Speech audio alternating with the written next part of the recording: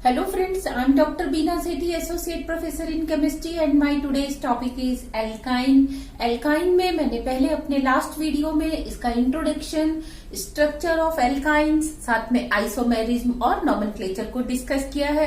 आज के इस वीडियो में हम देखने वाले हैं इसकी methods of preparations and physical properties, और इसके नेक्स्ट वीडियो में हम देखेंगे chemical properties and synthetic applications of alkyne. तो आइए शुरू करते हैं आज का ये वीडियो। इसमें हम देखेंगे मेथड्स ऑफ प्रिपरेशन। एल्काइंस को जनरली बहुत सारे मेथड से बनाया जा सकता है और इन मेथड्स को हम तीन कैटेगरी में डिवाइड करते हैं। First one is general methods of preparation, जिससे हम ऐसा मेथड होगा जिससे हम ऑलमोस्ट सारे टाइप की एल्काइंस को सिंथेसाइज कर सकते हैं। Second one is specific method of preparation में हम केवल एसिटाइलिन को सिंथेसाइज करेंगे।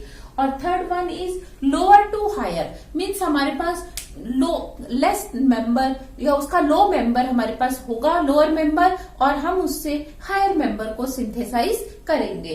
तो एल्काइन से एल्काइन बनाएंगे, तो इसको आप इनडायरेक्ट मेथड भी कह सकते हैं। तो सबसे पहले हम देखते हैं जनरल मेथड्स ऑफ प्रिपरेशन। इसमें नंबर 1 पे है di halo alkanes. Di halo alkanes means कि ऐसा एल्केन जिसमें 2 हेलोजन ग्रुप पहले से ही हैं। अब वो विसिनल भी हो सकते हैं और जेम डाई हैलाइड्स भी हो सकते हैं। और इसमें हम क्या करेंगे, इसका डीहाइड्रो हेलोजिनेशन मीन्स इसमें से 2 हाइड्रोजन और हेलोजन को एलिमिनेट करेंगे, यानी कि एक एलिमिनेशन रिएक्शन है। और हमें क्योंकि एक हाइड्रोजन हेलोजन बाहर निकलने से हमें एक डबल बॉन्ड मिलता है और 2 बार डीहाइड्रो हेलोजिनेशन होगा तो 2 पाई बॉन्ड बनेंगे और हमें एल्काइन मिलती है। Next one is tetra halo alkanes. इसमें हम ऐसा हाइड्रोकार्बन लेके चलेंगे जिसके पास टेट्रा हेलोजन पहले से ही है, 2 एक कार्बन पे और 2 दूसरे कार्बन पे। इसका हम करेंगे डी हेलोजिनेशन, मीन्स इसमें से हम खाली हेलोजन को एलिमिनेट करेंगे। जनरली ये रिएक्शन हम जिंक मेटल की प्रेजेंस में कराते हैं, और ये वाली रिएक्शन जो है हम एल्कोहलिक KOH या एल्कलाइन NaNH2 की प्रेजेंस में कराते हैं। तो इसमें जब 2 हेलोजन मॉलिक्यूल्स बाहर निकलेंगे तो आपको मिलेगी एल्काइन। तीसरा आप ले सकते हैं हेलोफॉर्म। हेलोफॉर्म जैसा आप जानते हैं क्लोरोफॉर्म, ब्रोमोफॉर्म, आयोडोफॉर्म, इसमें एक कार्बन के ऊपर 3 हेलोजन होते हैं। तो हम इसके 2 मॉलिक्यूल्स लेके चलते हैं और उसके अंदर से हम 6 सिल्वर पाउडर की रिएक्शन कराते हैं, 6 atoms from in the form of silver powder. तो इसमें क्या होगा, 6 AgX बाहर निकल जाते हैं। ये 6 AgX बाहर एलिमिनेट होंगे तो आपको ट्रिपल बॉन्ड मिलेगा। अभी हम इसकी रिएक्शन भी देखेंगे। इसके बाद हम देखते हैं sodium maleate. Sodium maleate means maleic acid का सोडियम सॉल्ट। इसका हम कोल्बे इलेक्ट्रोलिसिस कराते हैं, तो क्योंकि कार्बन डबल बॉन्ड कार्बन पहले से ही है सोडियम मैलेट में, और इसमें आपको मिल जाता है एक नया बॉन्ड और साथ में बनता है आपको ट्रिपल बॉन्ड वाला कंपाउंड मीन्स एल्काइन। अब हम देखते हैं ये 3 मेथड्स जो कि स्पेसिफिक मेथड है फॉर एसिटाइलिन ओनली। इसमें हम क्या देखेंगे, सबसे पहले हम कार्बन और हाइड्रोजन मीन्स 2 इलेक्ट्रोड लेंगे, और ये 2 इलेक्ट्रोड, जैसे आपने ये 2 इलेक्ट्रोड लिए और इनको एक ट्यूब में बंद करके जिसमें हाइड्रोजन गैस फिल है, इनमें आर्क करते हैं। तो हम क्या देखते हैं, कार्बन और हाइड्रोजन आपस में रिएक्शन करके एसिटाइलिन बनाते हैं, और इसको मेथड को हम बोलते हैं बर्थेलॉट सिंथेसिस। इसको इलेक्ट्रिक आर्क मेथड भी बोलते हैं। दूसरा हम कंट्रोल्ड ऑक्सीडेशन करते हैं, जिसमें हम 6 मीथेन मॉलिक्यूल्स लेते हैं और इसकी रिएक्शन 1773 केल्विन टेम्परेचर पे ऑक्सीजन से कराते हैं। तो हमें हाइड्रोजन और वाटर और साथ में एसिटाइलिन गैस मिलती है। And next one is calcium carbide. Calcium carbide, ये इसको आप कैल्शियम एसिटिलाइड भी कह सकते हो। कैल्शियम एसिटिलाइड का आप स्टीम से, ये आपने वाटर जो लिखा है एक्चुअली ये स्टीम फॉर्म में है, यानी कि हाई टेम्परेचर पे है। ये स्टीम इससे रिएक्शन करती है, इसका हाइड्रोलिसिस करती है, आपको कैल्शियम हाइड्रोक्साइड और एसिटाइलिन सिर्फ मिलता है।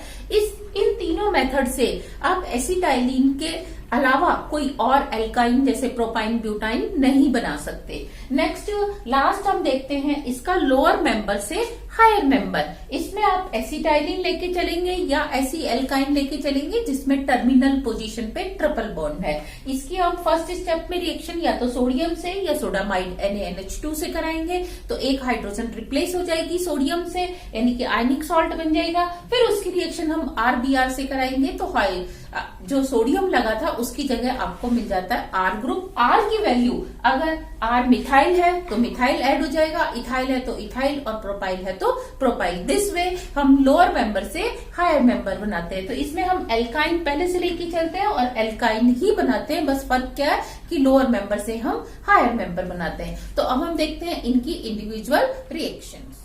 First general method of preparation is dehydrohalogenation of dihalides, जिसमें हम जेमिनल डाइहैलाइड्स भी ले सकते हैं, विसिनल डाइहैलाइड्स भी ले सकते हैं। तो पहले मैंने जेमिनल डाइहैलाइड लिया जिसका नाम है इथाइलिडीन ब्रोमाइड।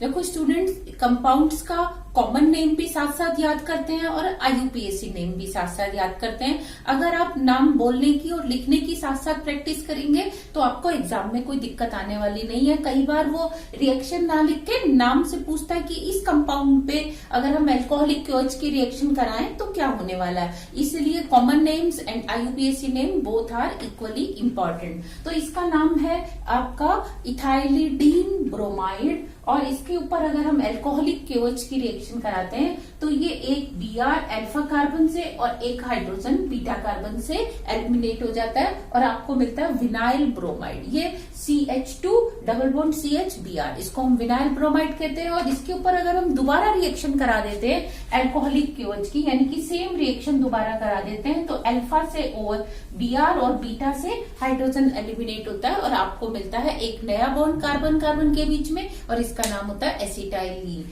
सिमिलरली अगर आप जेमिनल की जगह विसिनल यानी कि दो पास पास वाले कार्बन पे हाइड्रोजन लेके चलते हो, जैसे मैंने लिया है यहाँ इथाइलिन क्लोराइड। जब पास पास होते हैं तो इलीन बोलते हैं और जब एक ही कार्बन पे होते हैं तो डीन बोलते हैं, इथाइलिडीन। इसको बोलेंगे हम इथाइलिन।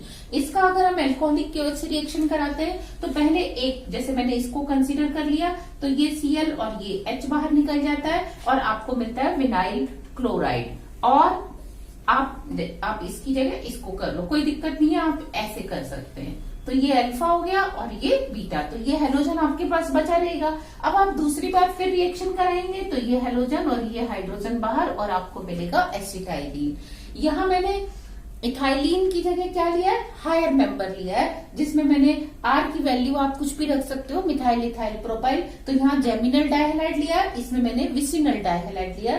दोनों के ऊपर अगर मैं अल्कोहलिक KOH की रिएक्शन कराती हूँ तो आई गेट सेम प्रोडक्ट, ही मीन्स हायर एल्काइल्स। तो जैसे यहाँ पे दोनों से आपको सेम प्रोडक्ट मिल रहा था, ऐसे यहाँ पे आपको इन दोनों से सेम प्रोडक्ट मिलेगा। और R की वैल्यू पे इसका नाम डिपेंड करेगा। अगर ये मिथाइल है तो ये हो जाएगा प्रोपाइन, और अगर ये इथाइल है तो इसका नाम हो जाएगा 1-ब्यूटाइन। तो इसका सेकंड मेथड ऑफ प्रिपरेशन है डीहेलोजिनेशन। डीहेलोजिनेशन में हम यहाँ टेट्रा हेलो हाइड्रोकार्बन्स लेके चलेंगे। जैसे मैंने ये एक कंपाउंड लिया है टेट्रा हेलो हाइड्रोकार्बन, इस कार्बन पे R ग्रुप भी है और 2 ब्रोमाइन ग्रुप है, सिमिलरली इस कार्बन पे। अब मैं इसकी रिएक्शन जिंक से अल्कोहल में कराती हूँ। तो जिंक मेटल क्या करता है, पहले ये एक जिंक ब्रोमाइड, एक जिंक और एक ये ब्रोमाइड, फिर ये दूसरा जिंक और ये दूसरा ब्रोमाइड, 2 ब्रोमीन आपस में रिएक्शन करके जिंक ब्रोमाइड बाहर निकल जाते हैं, 2 मॉलिक्यूल। और आपको क्योंकि एक Br जाने से दोनों के बीच में एक वैलेंसी फ्री हुई और यहाँ पे एक बॉन्ड आ गया, फिर दूसरा Br जाने से दोनों की एक एक वैलेंसी और फ्री हुई, एक बॉन्ड और आ गया और आपको मिल जाता है एल्काइल। और अगर आप इसकी जगह ये कंपाउंड लेके चलते हैं वेस्ट्रॉन। वेस्ट्रॉन क्या होता है कि 2 कार्बन और दोनों कार्बन पे 2-2 हेलोजन, और हेलोजन भी कौन से, क्लोरीन। तो अगर ये कंपाउंड टेट्रा हेलो इथेन लेके चलते हैं तो इसका जो कॉमन नेम है उसे हम वेस्ट्रॉन कहते हैं। और इसकी रिएक्शन अगेन हम 2 जिंक से करा देते हैं मिथाइल अल्कोहल की प्रेजेंस में। तो ये एक जिंक क्लोराइड और ये दूसरा जिंक क्लोराइड एलिमिनेट हो जाता है इसमें से, और ये बन जाता है आपको acetylene. Next reaction is from haloform. Haloforms में आप जानते हैं कार्बन के ऊपर 3 हेलोजन होते हैं। अगर वो क्लोरीन है तो क्लोरोफॉर्म, ब्रोमीन है तो ब्रोमोफॉर्म और आयोडीन है तो आयोडोफॉर्म। और अगर कॉमन नेम आप हेलोजन लिखते हैं तो हेलोफॉर्म। तो यहाँ देखो मैंने ये 2 मॉलिक्यूल्स लिए क्लोरोफॉर्म के। इसके रिएक्शन मैं 6Ag से कराती हूँ। कौन सी फॉर्म में होता है? ये पाउडर फॉर्म में होता है। तो 6 सिल्वर एटम ये 6 हेलोजन से रिएक्शन करके बाहर निकालते क्या? 6 सिल्वर क्लोराइड। ये 6 सिल्वर क्लोराइड बाहर जाने से देखो इस कार्बन की ये 3 वैलेंसी फ्री हो गई, इसकी भी 3 फ्री हो गई और ये तीनों आपस में जुड़ जाती हैं और आपको मिलता है एसिटाइलिन। और अगर आप हेलोफॉर्म की जगह इस तरह से ट्राई हेलो कंपाउंड, ये ट्राई हेलो कंपाउंड है, आपने यहाँ आर ले लिया और इस हाइड्रोजन की जगह भी आपने आर ले लिया, तो आप क्या देखते हो? आपको यहाँ पे भी दोनों हाइड्रोजन की जगह 2 एल्काइल ग्रुप मिलेंगे। तो ये क्या हो जाएगा? हायर एल्काइंस बन जाएंगी। तो ये थी एल्काइंस की मेथड ऑफ प्रिपरेशन। अब हम इसकी देखते हैं कॉल्बे इलेक्ट्रोलिसिस से हम कैसे एल्काइंस सिंथेसाइज करते हैं। Next general method of preparation is Kolbe electrolysis. Kolbe electrolysis में हम लेके चलते हैं सोडियम मैलेएट। ये जो आपको सॉल्ट लिख के दिया है ये मैलेइक एसिड का सोडियम सॉल्ट है। इसमें कार्बन के साथ एक हाइड्रोजन है और इसकी आप सिस या ट्रांसफॉर्म कोई सी भी ले सकते हैं। ट्रांसफॉर्म लेंगे तो वो फ्यूमेरेट होगा और सिस फॉर्म लेंगे तो वो मैलेएट होगा। और आप इसका हाइड्रोलिसिस करते हैं इलेक्ट्रोलिटिकली। तो आप क्या देखते हैं कि आपने इसके 2 वाटर मॉलिक्यूल काम में आते हैं। तो ये दोनों Na और ये 2 OH इस तरह से ये बाहर एलिमिनेट हो जाते हैं 2 NaOH। तो ये 2 NaOH बन गए। ये दोनों हाइड्रोजन आपस में रिएक्शन कर लेती है तो ये हाइड्रोजन बन जाती है। साथ में ये दोनों कार्बन डाइऑक्साइड बाहर निकलते हैं तो ये दोनों कार्बन डाइऑक्साइड मॉलिक्यूल। बाकी अब देखो जैसे ही दोनों कार्बन डाइऑक्साइड बाहर जाती है तो दोनों कार्बन की एक वैलेंसी फ्री होती है जो आपस में जुड़ जाती है और आपको यहाँ पे क्या मिलता है? ट्रिपल बॉन्ड मिलता है। तो इसमें वो आपसे पूछता है एग्जाम में कि एनोड पे कौन सा प्रोडक्ट मिला, कैथोड पे कौन सा प्रोडक्ट मिला। तो ध्यान दो ये जो NaOH और हाइड्रोजन गैस है ये आपको कैथोड पे एलिमिनेट होती है, कैथोड पे कलेक्ट होती है और एनोड के ऊपर आपको एसिटाइलिन और कार्बन डाइऑक्साइड गैस मिलती है। फिर वो आपसे क्वेश्चन पूछते हैं टोटल कितनी गैसेस बाहर इसमें इवॉल्व होती हैं। तो आप देखेंगे 3 गैसेस, एक हाइड्रोजन, एक कार्बन डाइऑक्साइड और एक ये एसिटाइलिन गैस होती है।